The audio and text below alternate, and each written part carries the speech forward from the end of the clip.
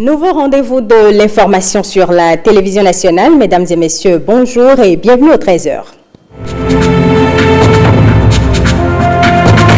La réforme dans le secteur de l'agriculture porte déjà des fruits. Sur le plan régional, le Bénin est déclaré deuxième producteur de culture vivrière de l'espace UEMOA. Nous vous proposons dans ce journal une analyse de cette performance. Aujourd'hui, c'est la journée des donneurs de sang. L'événement est à sa 16e édition. À l'occasion, le ministre de la Santé a adressé un message que vous écouterez dans quelques minutes.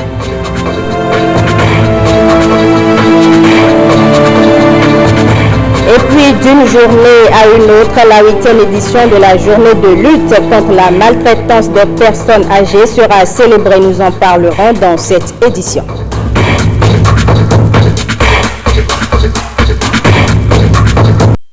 Le ministre de l'Économie et des Finances a reçu le prix du meilleur ministre des Finances de l'Afrique. La cérémonie s'est déroulée le mardi 11 juin à Malabo, en Guinée équatoriale, en marge de l'Assemblée générale de la Banque africaine de développement. Ce prix vient couronner les efforts du gouvernement du président Patrice Talon, qui a engagé l'économie du Bénin dans les réformes structurelles. African Banker 2019 est l'événement le plus prestigieux organisé par la BAD. Il est destiné au secteur de l'économie et des finances. C'est le directeur général de la Caisse autonome d'amortissement qui a représenté le ministre Romuald Wadaï à cette cérémonie. Le récipiendaire prenait alors part à une réunion stratégique de l'institution. Au sortir de la dite réunion, il a fait part de ses impressions. On l'écoute.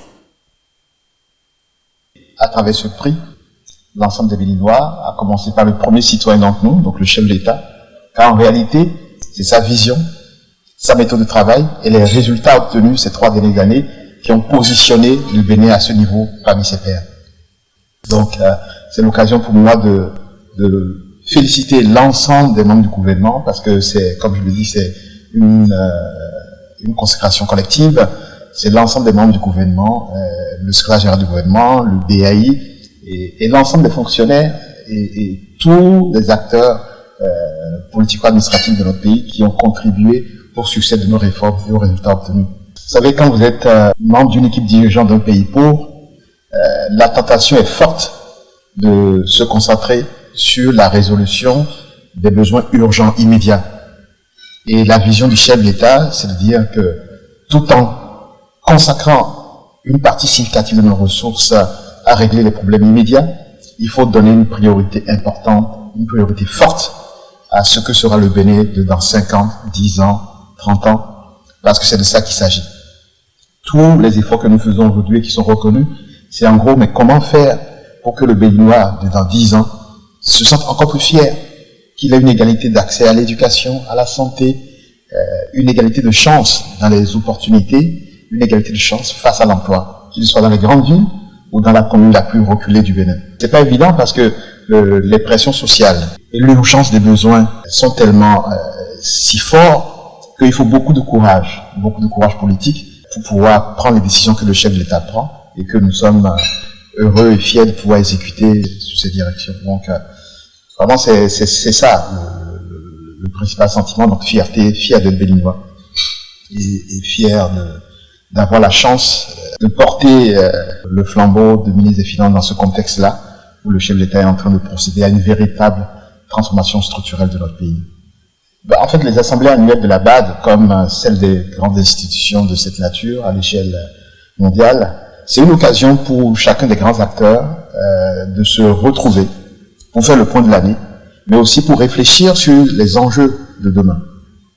Et donc, quand on s'est retrouvé à Malabo, il a été question déjà pour le Bénin de faire le point avec les différents acteurs, les différents dirigeants de la banque, sur l'état d'avancement des projets que nous avons, de présenter les projets à venir, de discuter avec les différents dirigeants et nos pairs sur ce qui se passe au Bénin, nos ambitions, nos réformes et nos projets. Et c'est également une occasion pour la BAD et les dirigeants de la BAD de nous présenter les performances globales de la banque et qu'ensemble nous regardions vers l'avenir et nous traitions ensemble donc les enjeux.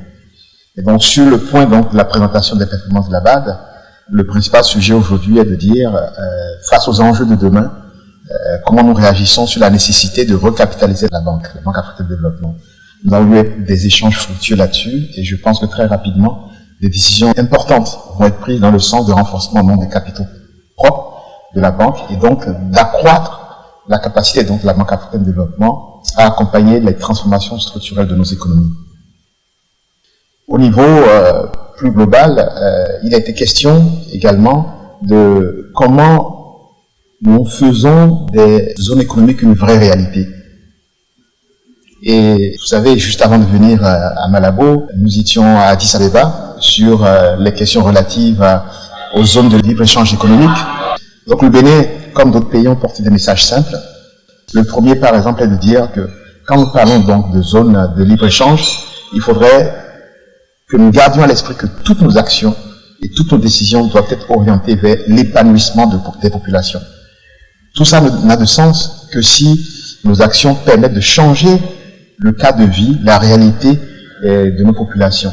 Le deuxième message, c'est que nous avons eu l'expérience de plusieurs zones économiques, déjà à l'échelle de l'Afrique, qu'il était important d'analyser les succès et ce qui a moins marché au niveau de ces zones pour que, pour les années à venir, nous tirons l'expérience du passé pour que l'expérience des zones économiques et des zones de libre-échange soit une réalité au bénéfice des populations. Vous savez, généralement, et le Bénin a insisté sur le fait que, au-delà des questions liées aux libéralisations douanières, il y a beaucoup de sujets non tarifaires qui sont des vraies entraves, en fait, au libre-échange.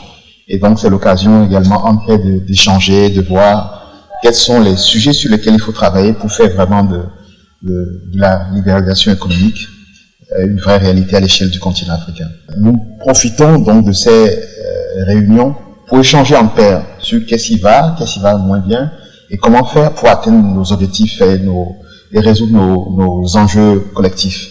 Donc il n'a pas été question de fixer des échéances, mais il a surtout été question d'apprendre l'un des autres. Nous avons en Afrique déjà plusieurs sous-régions, et c'est voir ce qui marche et ce qui ne marche pas, et voir comment est-ce que toute la dynamique de la régionalisation menée au niveau du continent africain soit une réalité. Les réformes dans le secteur agricole, je vous le disais, donnent déjà des résultats. Augmentation des rendements et plus-value pour l'économie nationale. Sur le plan régional, le Bénin est déclaré deuxième producteur de cultures vivrières de l'Afrique, de l'espace UEMOA. Une performance analysée ici par le ministre de l'Agriculture dans cet élément de William Tchoki. C'est une enquête d'experts venus d'horizons divers. Une enquête commanditée par l'UEMOA, l'Union économique et monétaire ouest-africaine. Elle indique dans un rapport publié en mars 2019 que le Bénin occupe le deuxième rang en termes de production de cultures vivrières. Oui, c'est une performance qui n'est pas encore au niveau de nos attentes, mais pour un pays qui a remis en selle sa politique agricole, à tracer les voies et moyens de sortir de la précarité, ces chiffres encouragent. Je voudrais simplement faire remarquer que, en termes de production vivrière, dans les racines et tubercules, nous avons d'importants excédents commercialisables. Le manioc a dégagé près d'1 million de tonnes de surplus par rapport à nos besoins de consommation domestique. L'IAM a fait ses prouesses. Les racines comme les tubercules comme le taro, la patate douce et autres ont marché. Il reste peut-être que nos besoins en pommes de terre et autres que nous cultivons aussi dans la vallée du Niger puissent être améliorés. Près de 12 000 tonnes de produits pour le compte de la campagne 2017-2018. Un classement qui place le Bénin derrière la Côte d'Ivoire, tête de peloton, avec plus de 17 000 tonnes de production vivrière. Il a été révélé que la Côte d'Ivoire a pris la première place et c'est le Bénin, mon pays, qui occupe la seconde place. Sur les céréales sèches, en l'occurrence sur le maïs, nous avons un excédent de plus de 600 000 tonnes aujourd'hui par rapport aux besoins domestiques. Mais cet excédent n'est que théorique parce qu'il y a une très forte fluidité des échanges entre le Bénin, le Niger, le Sahel et le Nigeria. Notre souhait aussi, c'est que nous avons une bonne politique aujourd'hui de production de volailles, d'alimentation du bétail, qui demande donc beaucoup de matières premières, en l'occurrence du maïs et du maïs jaune. Ce surplus peut bien être consommé à ce niveau. Par contre, nous avons des déficits encore sur la production du riz. Nous devons encore travailler pour avoir quelques 65 000 tonnes par rapport à la production actuelle de paddy pour couvrir au moins les besoins. C'est donc une stratégie régionale d'évaluation des performances en matière de production agricole. Une performance que le Bénin entend maintenir, sinon améliorer les années à venir. J'ai l'espoir que dans un an, nous irons au moins au niveau de nos besoins domestiques. Et puis dans 2 ans, au plus, nous allons pouvoir avoir des surplus exportables. Pour la simple raison que nous avons attaqué nos vallées, nos bas-fonds rizicultivables. Nous y mettons des aménagements structurants pour permettre aux paysans de faire 2 récoltes dans l'année au lieu d'une récolte de 3 tonnes. Nous ferons au moins 2 récoltes de 5 tonnes au moins et une culture intercalaire comme légumes et autres là, entre les 2 récoltes. Ça va permettre de booster nécessairement la disponibilité alimentaire et de créer des surplus. Il y a des zones qui se spécialisent même dans des traitements spécifiques du riz. Le riz de montagne, le riz paraboil, le riz étuvé, voilà. Si nous arrivons à développer davantage cette technologie-là, nous allons porter sur des marchés. Mon espoir est que fruits, légumes et autres que nous produisons, nous puissions aussi les valoriser, les transformer au niveau domestique. Et un des espoirs que nous avons aujourd'hui, c'est qu'une entreprise comme Blue Sky s'est installée sur le plateau d'Alada pour faire des découpes de fruits, d'ananas, de mangue, de papaye solo et demande même de coco, notre coco, le géant ouest africain. Son copra est d'une qualité exceptionnelle. Lorsque nous traiterons tous ces produits, il est fort à parier que nous allons améliorer davantage d'abord l'assiette du consommateur, la disponibilité au niveau national et puis des surplus que nous allons pouvoir exporter dans les différentes régions. Produits en grande quantité et en qualité, envahir les marchés de la sous-région et ceux de l'Europe, mais aussi transformer les spéculations vivrières sur place pour créer de la devise et des emplois. Parlons maintenant de la semaine des frontières béninoises. L'agence béninoise de gestion intégrée des espaces frontaliers inaugure la base des forces de défense de Madékali à Malanville. C'était en présence du chef d'état-major général des armées, du préfet de l'Alibori et des populations qui vivent dans cet espace frontalier. Judika Laena et Aziz Alagbe, compte rendu.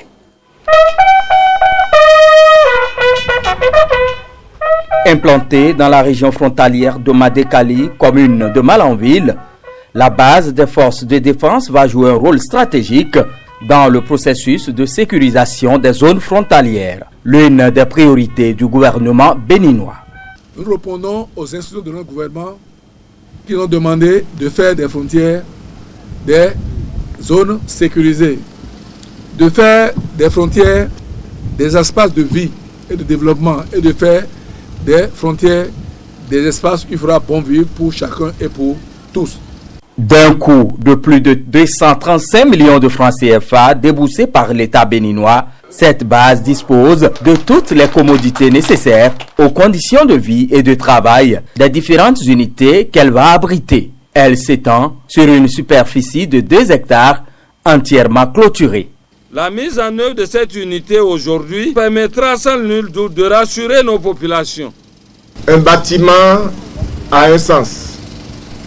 Un bâtiment est un symbole. Ces infrastructures permettront aux forces de défense et de sécurité d'être présents et d'être plus proches de la population de Madékali. Les forces de défense et de sécurité sont dans une nouvelle dynamique et nous devons tous travailler ensemble. C'est un symbole de souveraineté, va renchérir l'autorité préfectorale. Nous sommes dans une situation d'insécurité qui doit interpeller tout le monde. Mais ce que je sais, avec cette base-là, nous sommes déjà prémunis n'est-ce pas, contre l'insécurité. Merci à l'ABGF, mais surtout au chef de l'État pour son accompagnement et pour son leadership qui, chaque jour que Dieu fait, nous rassure de ce qu'un jour, notre pays, le Bénin, sera révélé.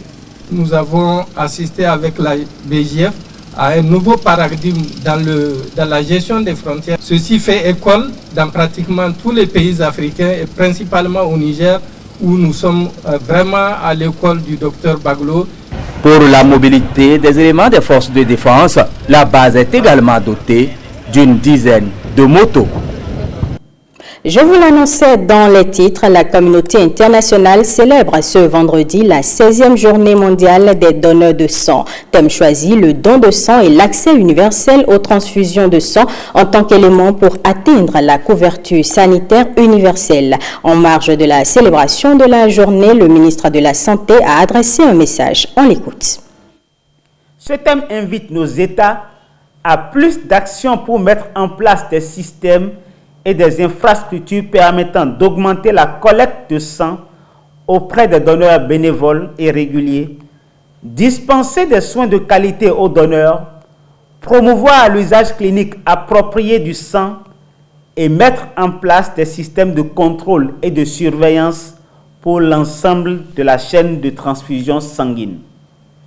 Chère population, dans nos hôpitaux, les demandes en produits sanguins labiles sont exprimées fréquemment au profit des femmes à cause des complications liées à la grossesse et à l'accouchement, au profit des enfants âgés de 0 à 5 ans à cause essentiellement du paludisme et au profit des blessés à cause des accidents de la voie publique. Mais ces demandes ne peuvent être satisfaites que si les donneurs bénévoles de sang sont nombreux. C'est pour cette raison qu'à travers le cri de cœur de cette année, je cite, « Du sang sécurisé pour tous », fin de citation, je nous invite à davantage accompagner l'Agence nationale pour la transfusion sanguine dans la fourniture de sang sécurisé en temps réel et en tout lieu aux patients qui en ont besoin. En conséquence, je lance un appel à toutes les Béninoises et à tous les Béninois âgés de 18 ans au moins et de 65 ans au plus à rejoindre la famille des donneurs bénévoles de sang du Bénin pour permettre à notre pays d'éviter tout décès lié au manque de sang. J'invite les uns et les autres, notamment les parents, les enseignants et tous les formateurs, à semer cette forme de solidarité dans le cœur de nos enfants qui sont la relève de demain, car une société sans solidarité n'est pas viable. À tous les partenaires techniques et financiers qui appuient notre pays dans sa politique de développement du sous-secteur de la transfusion sanguine, j'exprime une fois encore ma reconnaissance. Du sang donné, c'est des vies sauvées. Donnez votre sang pour sommer la joie autour de vous. Sensibiliser la population sur la maltraitance des personnes âgées et développer les approches de prévention et de protection adéquates pour promouvoir une société inclusive et sans violence pour tout âge. C'est le contenu du ministre des Affaires sociales qui s'est adressé aux Béninois à l'occasion de la 8e journée de lutte contre la maltraitance des personnes âgées. On l'écoute au micro de Innocentia Ladagbe et de Monique Torrent. Selon l'INSAE, notre pays connaît une progression de la population vieillissante, dont l'effectif en 2019 est estimé à 691 183 personnes âgées, soit 5,5% de la population totale, dont 338 679 hommes et 352 503 femmes. Cette évolution intervient à une époque où les structures familiales traditionnelles se dégradent. Les valeurs morales sont en perdition. L'autonomie de l'individu prend de l'importance. Les coûts des soins de santé augmentent considérablement et les valeurs de solidarité se raréfient dans la conscience des peuples et des jeunes générations. La maltraitance constitue un problème de violence familiale, une question intergénérationnelle, ainsi qu'un problème de santé, de justice et de respect des droits de l'homme et de dignité. Les actes de maltraitance des personnes âgées peuvent être des violences physiques, des violences médicamenteuses, des violences financières, des négligences actives ou passives, des violations des droits civiques, des violences morales et psychologiques. Le vieillissement est incontournable. C'est une affaire de tous, car les jeunes d'aujourd'hui sont les personnes âgées de demain. C'est pourquoi il est urgent pour chacun de créer des conditions nécessaires afin que véritablement le vieillissement rime avec le plein épanouissement. Disons non à la maltraitance des personnes âgées au Bénin. Intéressons-nous maintenant aux réalités dans l'application des tests en matière de protection des droits de l'enfant au Bénin. La question préoccupe les acteurs sociaux. Ils ont organisé mercredi dernier un colloque scientifique pour jeter les bases d'une meilleure applicabilité des tests. Estelle Dokbonou et Daniel Ada pour les détails. Ces autorités et acteurs de la société civile, intervenant de diverses manières dans le domaine infantile, se sont réunis pour un colloque scientifique. Il va permettre de croiser les regards sur la question de l'épanouissement des droits de l'enfant. Le programme d'action du gouvernement 2016-2021 a intégré dans ses piliers la satisfaction sur divers plans des droits de tout Béninois, qu'ils soient grands ou petits, adultes ou jeunes, en passant par les personnes de troisième âge. C'est pourquoi j'adresse mes vifs remerciements aux initiateurs de cette activité et vous rassure que les résultats de ce colloque seront avantageusement exploités par le gouvernement et plus spécifiquement mon département ministériel en vue d'une meilleure protection des enfants. Ce colloque répond aux priorités de notre coopération dans le domaine de la défense des droits fondamentaux, notamment pour promouvoir les droits des populations les plus vulnérables, enfants, femmes détenues, en soutenant les acteurs clés de la société civile et leur dialogue avec l'État. Conscient de la prise en compte de cette couche vulnérable, le gouvernement, à travers le système judiciaire, œuvre pour l'amélioration de la situation des enfants. Toutefois, des actions restent à mener. C'est d'ailleurs pourquoi j'appelle de tous mes voeux dans le cadre de ce colloque une analyse pertinente suivant une approche scientifique de la situation actuelle en vue de ressortir les éléments affaiblissant les efforts jusque-là consentis en vue de l'effectivité des droits de l'enfant dans notre pays. En dépit des efforts fournis par le Bénin en termes d'institutions protectrices des enfants, une interrogation demeure. Pourquoi, malgré ces institutions, l'effectivité de la protection de l'enfant demeure une préoccupation? Pour nous, alors, à travers la société civile, qui accompagnons l'État, c'est de voir dans quelle mesure, en fait, mettre tout ça là en musique. Les instruments, les institutions, pour que la volonté politique puisse davantage s'affirmer afin que l'enfant puisse vraiment être protégé. Au cours de ce colloque, ces différents acteurs vont approfondir la réflexion sur les méthodes et les bonnes pratiques pour une meilleure protection de l'enfant, l'avenir de demain. Et puis le 10 juin 2019, cela faisait exactement 24 ans que le diocèse de Dassa a été créé. Les fidèles catholiques rassemblés au sanctuaire marial d'Arigbo ont célébré cet anniversaire. La messe dite à l'occasion a été présidée par Monseigneur François Nyon-Rosso. Suivant le compte rendu de Igor Ayosso et de Christian Gandia.